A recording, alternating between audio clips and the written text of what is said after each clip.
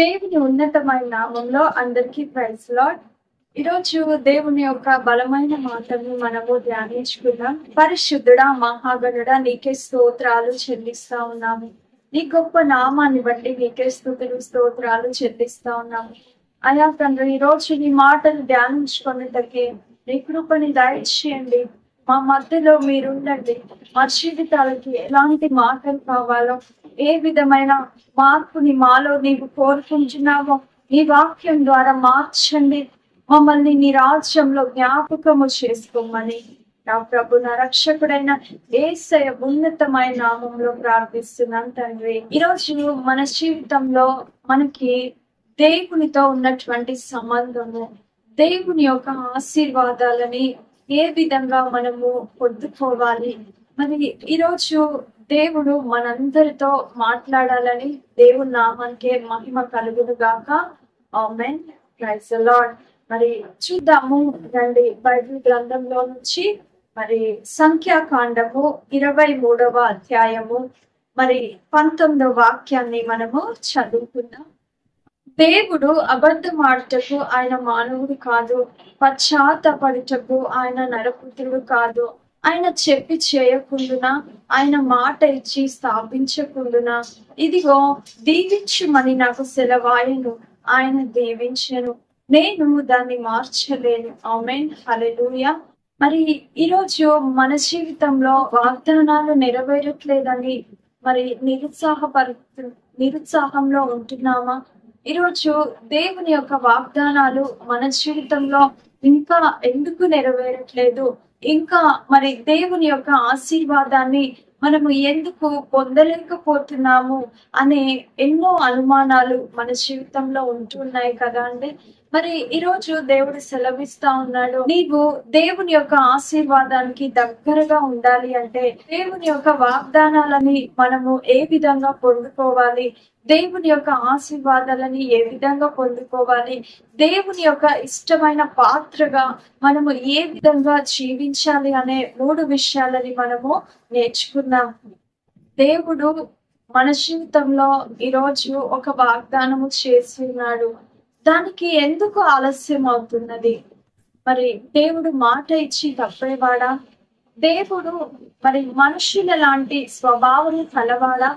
దేవుడు ఎందుకు ఇవ్వట్లేదు? దేవుడు మనుషులకి ఒక వాగ్దానము చేసిన తర్వాత దాని విషయమై మరలా పశ్చాత్తపడే దేవుడు అండి మన దేవుడు. మరి చూద్దాం రండి. మనము జీవిస్తున్నప్పుడు ఎన్నో శ్రమలు, పోరాటాలు మరి వస్తున్నటువంటి సమయంలో దేవుడి మీద అనేకమైన అనుమానాలు వస్తా ఉంటాయి కదా అండి. నాకు అన్నిటినీ దేవుడు చూడట్లేదు, నా బాధని దేవుడు చూడట్లేదు, దేవుడు చేసినటువంటి వాగ్దానాలు నా జీవితంలో ఇంకనూ నెరవేర్చబడట్లేదు అని నిరుత్సాహపడుతున్నటువంటి స్థితిలో నీవు ఉంటున్నావా? ఈరోజు దేవుడు మీతోనే మాట్లాడుతూ ఉన్నాడు. బైబిల్ గ్రంథాన్ని తెరిచి మనము చూసినట్లయితే సంఖ్యాకాండము 23వ అధ్యాయము మరి 19వ వాక్యాన్ని మనము గమనించినట్లయితే, దేవుడు అబద్ధమాడుటకు ఆయన మానవుడు కాదు, పశ్చాత్తపడుటకు ఆయన నరపుత్రుడు కాదు. ఆయన చెప్పి చేయకుండానా, ఆయన మాట ఇచ్చి స్థాపించకుండానా. ఇదిగో దీవించుమని నాకు సెలవాయను, ఆయన దీవించను, నేను దాన్ని మార్చలేదు. హల్లెలూయా.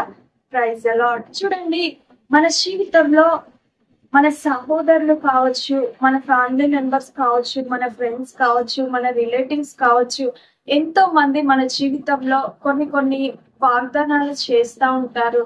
నేను ఈ హెల్ప్ చేస్తాను, ఆ హెల్ప్ చేస్తాను అని ఎన్నోసార్లు మనకి మాట ఇచ్చి మాట తప్పిన వారు మన జీవితంలో ఎంతో మంది ఉండొచ్చు. కానీ దేవుడు మాత్రము మనుష్యుల లాంటి స్వభావము కలవాడా? దేవుడు మనుషుల వల్లే మాట ఇచ్చి తప్పేవాడా? ఇక్కడ దేవుడు వాక్యం ద్వారా నీతో మాట్లాడుతున్నాడు. నేను మనుషుల వంటి దేవుడని కాదు అంటున్నాడు. ఆయన మనుషుల లాంటి మాట తప్పే దేవుడు కాదు అంటున్నాడు. ఆయన ప్రియ కుమారుని ప్రాణానికి ప్రాణంగా మరి ప్రేమించి మన కోసము ప్రాణాన్ని అర్పించిన దేవుడు మన జీవితంలో పశ్చాత్తపడే దేవుడా అండి? కాదు. హల్లెలూయా. ఈరోజు మనుషులు నిన్ను మోసము చేయొచ్చు, మనుషులు నీకు మాట ఇచ్చి ఎన్నోసార్లు తప్పొచ్చు, మనుషులు నీకన్నిటిని చూసి ఎన్నోసార్లు హేళన చేయొచ్చు, సహాయాన్ని అందించలేనటువంటి పరిస్థితిలో నీవు నమ్ముకున్నటువంటి వారు ఉండొచ్చు. అయితే దేవుడు నీతో ఈరోజు మాట్లాడుతున్నాడు. దేవుడు మాట ఇచ్చి తప్పేవాడు కాదట. హల్లెలూయా. దేవుడు మనుషుల వలె పశ్చాత్తపడేవాడు కాదంట. హల్లెలూయా. దేవుడు మరుని స్వభావము కలవాడు కాదంట.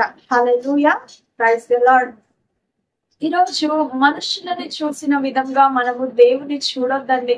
ఎందుకంటే దేవుని పోలికగా మనల్ని ఆయన సృష్టించాడు, కానీ మనము దేవుని పోలికగా సృష్టించబడ్డాము. కాబట్టి మరి అబ్రహాము జీవితాన్ని మనము గమనించినట్లయితే, మరి వృద్ధాప్యమందు నీకు కుమారుని నేను ఇస్తాను అని వాగ్దానము చేసిన దేవుడు ఆలస్యమైన వృద్ధాప్యమందు ఏకైక కుమారుని దేవుడు అబ్రహాము శారాలకు ఇచ్చాడు కదా అండి.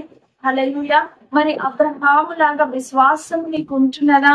దేవుడు వాగ్దానాన్ని పొందుకోవడానికి అబ్రహాము వంటి విశ్వాసము కావాలి, అబ్రహాము లాంటి నిరీక్షణ కావాలి. మరి అటువంటి జీవితము మనకు ఉంటున్నదా? తొందర పడితే ఏది కూడా కాదు కదండి. మరి దేవుడు నీ జీవితంలో చేసిన వాగ్దానాన్ని తప్పక నెరవేరుస్తాడు అని దేవుడు ఈరోజు నీతోనే మాట్లాడుతా ఉన్నాడు. హల్లెలూయా. Praise the Lord. మరి ఇంకా దేవుని యొక్క ఆశీర్వాదాన్ని మనము పొందుకోవాలి అని ఆశ కలిగిన వారు ఎంతో మంది ఉన్నారు. దేవుని యొక్క ఆశీర్వాదాన్ని పొందుకోవాలంటే మనము చేయవలసింది ఏమిటి మనం చూద్దాం రండి. మరి బైబిల్ గ్రంథంలో నుంచి 1 పేతురు 3వ అధ్యాయము 8వ వాక్యాన్ని మనము చదువుకుందాం. 9వ వాక్యం నుంచి మనము చదువుకుందాం. ఆశీర్వాదమునకు వారసులగుటకు మీరు పిలువబడుతుంది కనుక కీడుకును ప్రతి కీడైనను దూషణకు ప్రతి దూషణైనను చేయక దీవించుడి. హల్లెలూయా. Praise the Lord. ఈరోజు మరి ఆశీర్వాదమునకి వారసులగుటకు దేవుడు మనల్ని నియమించి ఉన్నాడంట. హల్లెలూయా. మరి కీడుకు ప్రతి కీడు చేయొద్దు, దూషణకి ప్రతి దూషణ చేయొద్దు అని దేవుడు సెలవిస్తా ఉన్నాడు. హల్లెలూయా. ఆశీర్వాదాన్ని మనము పొందుకోవాలంటే మరి ఏ విధంగా ఉండాలి? మరి దావీదు జీవితాన్ని మనము చూసినట్లయితే కనుక సౌలు ఎన్నోసార్లు మరి దావీదుకి కీడు చేయాలని మరి ప్రయత్నము చేసి ఉన్నాడు కదండి. ఎన్నోసార్లు దావీదు సౌలుని చంపాలని చూసి ఉన్నాడు. విషపు చూపులు దావీదుపై మరి సౌలు చూసి ఉన్నాడు. అయినప్పటికీ దావీదు ఏం చేశాడండి? కీడుకు ప్రతి కీడు చేయలేదు కదండి. హల్లెలూయా. మరి దూషణ అయినను కూడా దూషించలేదు. హల్లెలూయా. Praise the Lord. ఈరోజు మనము ఏ విధంగా ఉంటున్నాము? ఈరోజు దేవుడు మన జీవితంలో ఎన్నో ఆశీర్వాదాలు, ఎన్నో వాగ్దానాలు మరి చేసి ఉన్నాడు. కానీ ఈరోజు ఒక దావీదు వలె మనల్ని కీడు చేసే వారికి, మనల్ని నిందించే వారికి, మనల్ని అవమానించే వారికి, మరి మనల్ని గాయపరిచే వారికి మనము తిరిగి మరలా కీడు చేస్తున్నామా? తిరిగి మరలా ప్రతీకారము తీర్చుకుంటున్నామా? తిరిగి మరలా వారి మీద మరి కోపాన్ని పెంచుకుంటున్నటువంటి స్థితిలో ఉంటున్నారా? మరి ఈ విధమైన స్వభావం ఉంటే కనుక దేవుని యొక్క ఆశీర్వాదాన్ని పొందుకోలేమంట.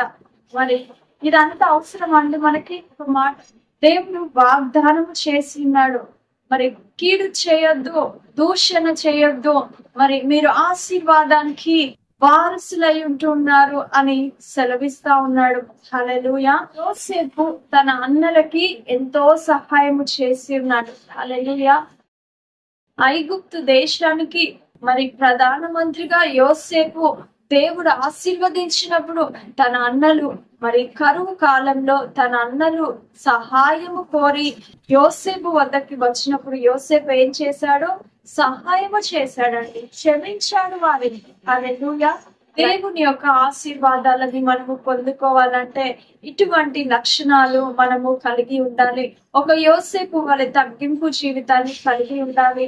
అబ్రహాము లాంటి విశ్వాసాన్ని మనలో మరి కలిగి ఉండాలి.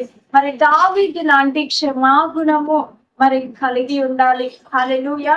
ఈరోజు దేవుని యొక్క ఆశీర్వాదానికి నిన్ను వారసునిగా చేస్తున్నాడంట. హల్లెలూయా. దేవుడు మనుషుడు వంటి స్వభావము కలవాడు కాదండి. దేవుడు మనుషుల వలె ఆలోచించేవాడు కాదండి. దేవుడు నీతోనే మాట్లాడుతున్నాడు. దేవుడు మనుషుల వలె నీ మీద ప్రతీకారము తీర్చుకునేవాడు కాదండి. ఈరోజు దేవుని నుంచి దూరంగా వెళ్ళావా? దేవుని విడిచిన పరిస్థితిలో నీకు ఉంచున్నావా? దేవుడికి ఎంతో బహుదూరమైన పరిస్థితి ఉంటున్నదా? ఇదిగో తప్పిపోయిన కుమారుని ఏ విధంగా చేర్చుకొని ఉన్నాడో ఈరోజు దేవుడు నిన్ను చేర్చుకోవడానికి సిద్ధంగా ఉన్నాడు. హల్లెలూయా.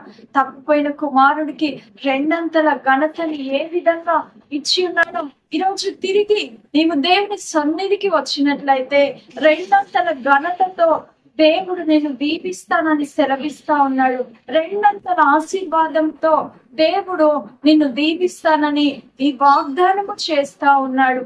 హల్లెలూయా. Praise the Lord. నమ్ముతున్నావా? నమ్మినట్లయితే దేవుని మహిమపరచు. ఇప్పుడే దేవుని యొద్దకి రా, దేవుని సన్నిధిలో మోకరించు. ఇక కన్నీళ్లు విడుచుట నీవు మాను. దేవుని యొక్క ఆశీర్వాదాన్ని, దేవుని యొక్క ఆజ్ఞలని, దేవుని యొక్క ప్రేమని నీవు గుర్తించి దేవుని సన్నిధిలో మొరపెట్టి దేవుని వైపు నీ హృదయాన్ని త్రిప్పినట్లయితే దేవుని యొక్క ఉన్నతమైన మహాకృప, గొప్ప ఆశీర్వాదాలని మనము పొందుకొని దేవుని రాజ్యంలో మనందరము ప్రవేశించుదుము గాక. ఆమేన్. హల్లెలూయా. దేవుడు మనందరితో మాట్లాడాడని నమ్ముతూ దేవుని నామానికి మహిమ కలుగును గాక. ఆమేన్. ఈ వాక్యం ద్వారా దేవుడు మనందరిని దీవించును గాక. మరి ఇచ్చిన ప్రార్థన చేసుకుందాం. పరిశుద్ధుడా, మహాగణుడా, నీకే స్తోత్రాలు చెల్లిస్తూ ఆశ్చర్య అద్భుత కార్యాలు జరిగించువాడా, నీ గొప్ప నామాన్ని బట్టి నీకే స్తుతులు స్తోత్రాలు చెల్లిస్తా ఉన్నాము తండ్రి. అవును తండ్రి, ఇదిగో నీవు నరుని మంచి వాడవు కాదు, నీవు మనుషుని వలె అబద్ధం ఆడేవాడివి కాదు, నీవు మనుషుని వలె పశ్చాత్తపడేవాడవు కాదు, మనుషుని వలె నీవు క్షమించలేని మనస్సు కలిగిన వాడవు కాదు అని నీవు సెలవిచ్చున్నావు. నీ ఆశీర్వాదాలను మేము పొందుకొనేటకు కృపని దయచేయండి. ఏ విధంగా మా జీవితాలలో నీ ఆశీర్వాదానికి అడ్డుగా ఉంటున్నటువంటి స్వభావాలు మా జీవితంలో ఏమి ఉంటున్నాయో అవన్నిటినీ కూడా తొలగించండి. నీ గొప్ప ఆశీర్వాదాలను పొందుకొని నీ రాజ్యంలో మేము చేర్చబడ్డ కృపని మా అందరికీ దయచేయమని నా ప్రభున రక్షకుడైన యేసు ఉన్నతమైన నామంలో ప్రార్థిస్తున్నాను తండ్రి. ఆమేన్.